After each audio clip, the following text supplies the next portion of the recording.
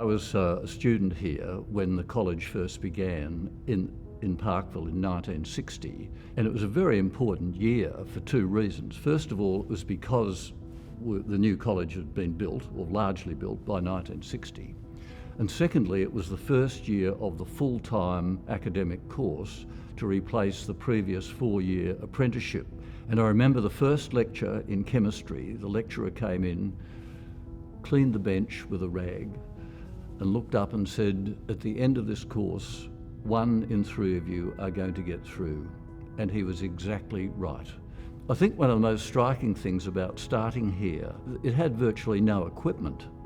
We had to supply all our own glassware, burettes, pipettes, test tubes, box of metric weights and measures, pharmaceutical dispensing measures, dissecting kits for biology.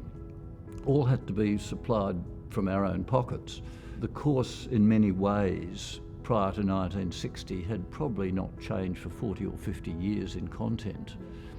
But Manning really drove it forward, by which time the full-time course was well underway, and he was anxious to develop the research capability of the college, which up until then had been virtually nil. And Manning did a great deal of work in raising funds along with the late Sir Eric Scott, and they were able to generate funds that allowed research to be carried out.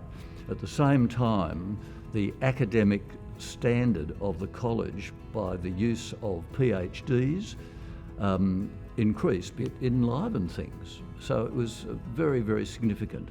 And that was carried on by Jeff Vaughan, and the fact that it's so well endowed now compared with when I was here has been a great credit to the succeeding deans and their staff.